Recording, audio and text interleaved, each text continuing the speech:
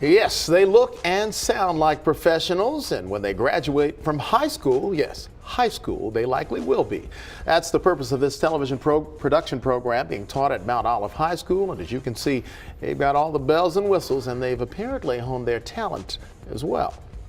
Welcome back to 12 in Our Schools. I'm Brian Jenkins. Over the last decade, schools have been working earnestly to bring more hands-on teaching of actual job skills earlier into student development.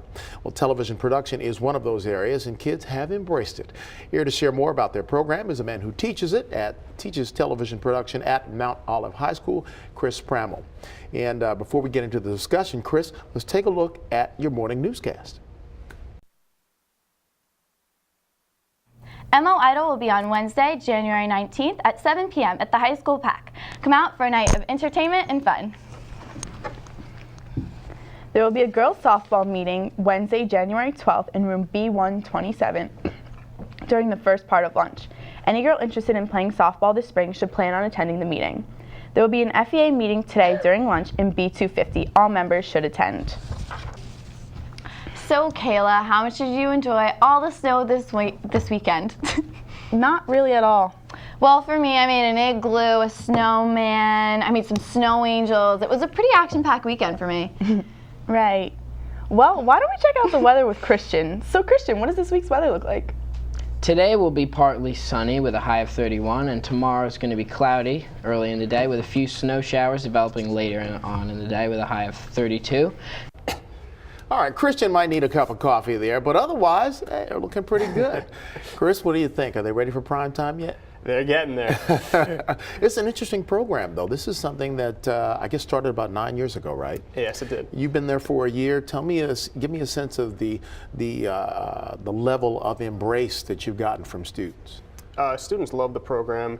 It's really exploded in the past year and a half since I showed up, and the kids are loving it even more. We're getting as much equipment as possible, giving them a real-world feel, professional broadcast. We launched 2 cable channels out of our high school studio, which really just changed the game and made everything a whole professional world in our studio. Yeah, I understand MSG Varsity is one of the channels that you guys feed into.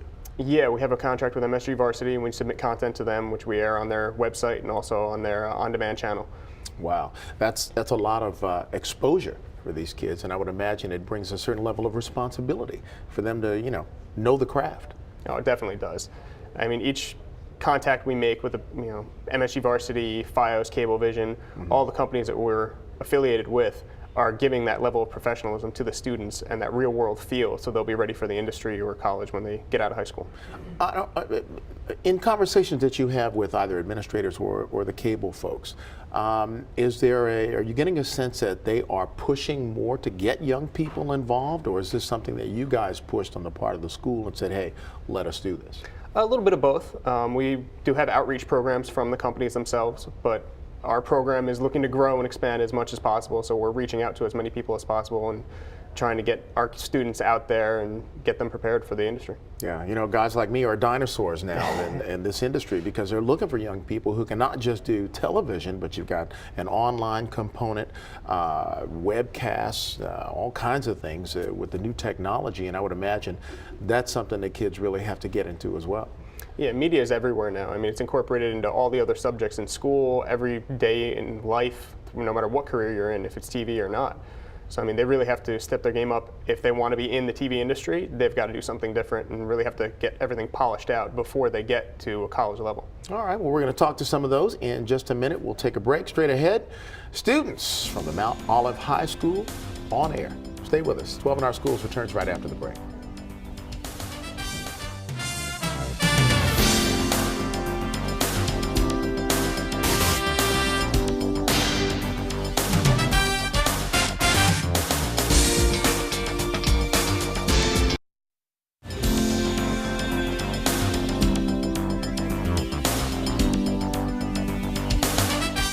Thanks for staying with us here on 12 in Our Schools. With us now are some of the students from Mount Olive High we've been talking about who are trying to take my job. Carolyn Blackburne is a senior. She'll be attending Syracuse next year. And Harrison Richland is also a senior who will be attending Emerson next year. Thank you both for joining us. We should say, too, Harrison won the writing category of the MSG Varsity Awards last year, earning a $5,000 grant for the Mount Olive studio. So hats off to you, young Thank man. you. Doing a great job. Let me ask you both, how long has it been since you decided this is something I want to do? Or was it something that you just said, oh, let me try this?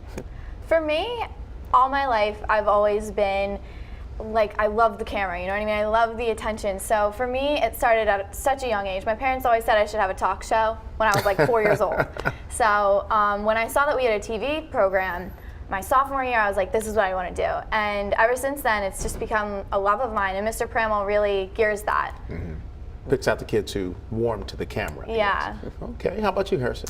Well, like Carolyn, I always grew up needing attention, you know, and I loved working with camera. I loved editing, doing that kind of field. So when it came my freshman year and I found out there was a TV club and a TV program, it was like, I need to do this. Yeah. So I jumped in my sophomore year, just like Carolyn, and been learning ever since. And now that now that Mr. Pramel is the head of the department, it's great to work with someone who knows what he's doing and someone who's like been in the field before, knows exactly where to take us, how to be professionals. That makes a big difference. Big part of this program, the production elements, of course, critical to any good show. We're going to take a look at a clip of what they learn. Good morning, Mount Olive. Good morning, Mount Olive. Good morning, Mount Olive. Good morning, Mount Olive. Students arrive promptly at 6:30 a.m. to ensure run-throughs are completed and the show will run smoothly. Airing promos, PSAs, interviews, sports, even entertainment segments, it can get pretty complicated in the studio. However, MOTV students are experienced and used to this pressure, thus making them able to broadcast out to over 24,000 people. And there it is. It takes place in most studios here. That's exactly what it looks like. When you're out there on camera, did it take some getting used to the idea of here's a camera over here, camera over there, camera over there, or did it just come as second nature? Like I said, for me, it came as second nature. For you, we're used to it. Yeah, I mean, come on. Growing up in the Blackburne family, you know when a camera is there because my sister's a photographer. My dad is pretty much a photographer, so you always know when a camera is there. Okay, so it came natural for you. Was it something you had to learn, Harrison? Some parts of it, I needed to get used to. When in our studio, it's a 3-camera setup, and knowing when to look at each camera, it can be a daunting task at times, but you get used to it. You learn the trade, you pick up on it, and you learn to love it.